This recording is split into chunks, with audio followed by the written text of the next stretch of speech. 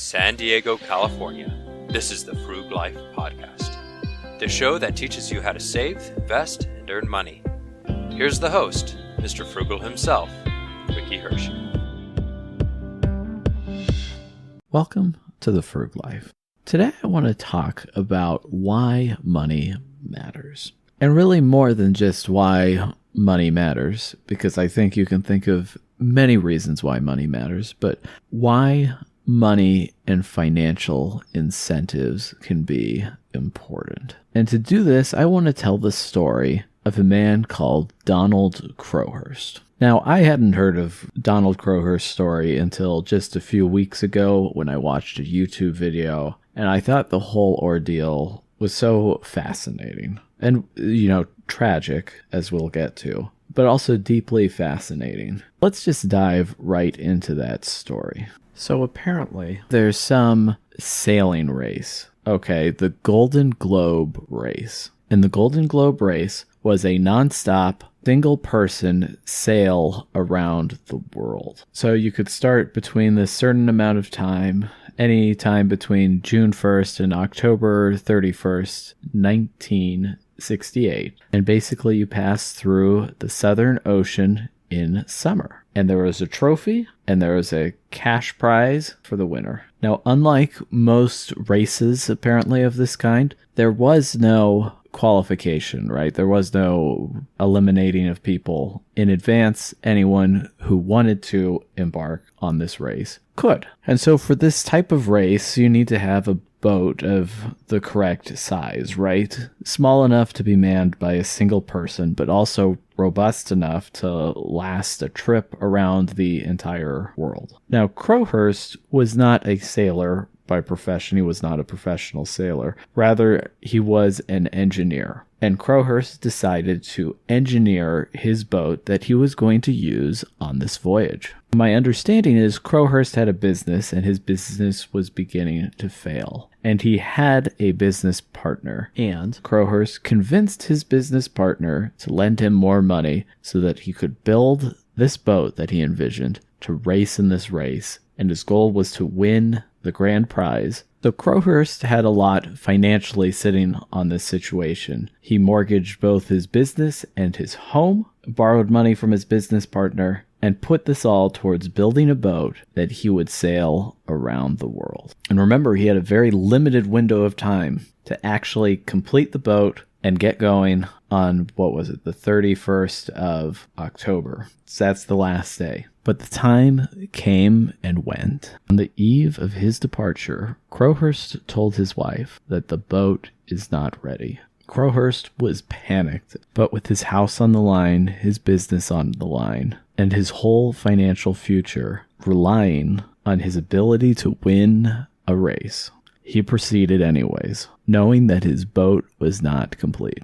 I think it would come as no surprise to you, with his cobbled together boat and racing against professional sailors, Crowhurst had no chance of success. In fact, a journey like this, I think, seems pretty dangerous, even in the best of circumstances.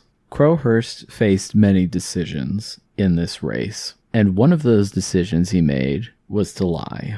Instead of telling where he actually was, Crowhurst began to falsify his location in his reports. Because again, this is 1968. Apparently they self-reported their positions. Now, of course, I guess those would be validated later. There would be a logbook and a way to validate these claims. So Crowhurst kept two logbooks, one with his actual locations and a second with his publicly reported locations. And instead of racing around the world like was the original plan, he basically putted around the Atlantic Ocean. And his goal was that eventually the racers would travel around the world and pass near him and go on to England, right, I think. And so his plan was to meet up with the racers at that point. So he just had to kill some time by himself in the middle of the ocean.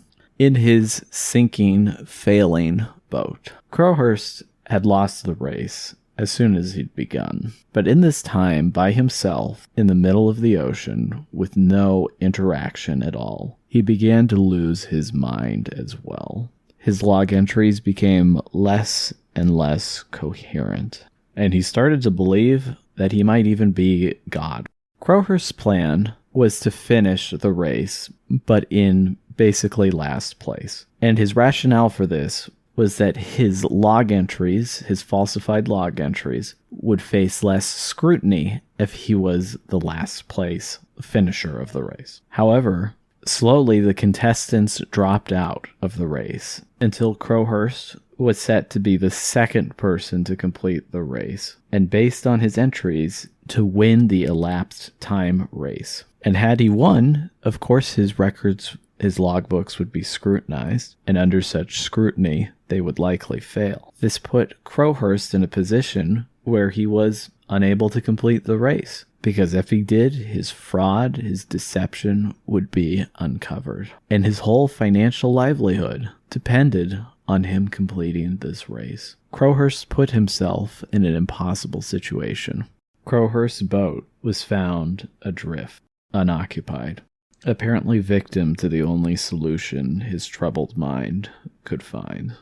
So why do I share this story of Crowhurst? Well, I think the reason is pretty obvious, and that it's your financial condition matters. Putting your whole livelihood into something out of your control is a very questionable decision. Perhaps cynically, I might even say, it's a story about being too ambitious and not knowing your own ability. There's a quote I saw on the internet that everybody on Mount Everest was once a highly motivated individual. Now, I don't say this to stymie motivation, but I think it's important to be realistic. It's a crazy idea to think that you'd be able to race around the world in your own makeshift boat. But somehow, Crowhurst convinced himself that he could. He even put his whole livelihood on the line. Crowhurst's story is also one about the importance of being connected in society. In his time on the boat, all alone, with no human interaction, he lost his sanity.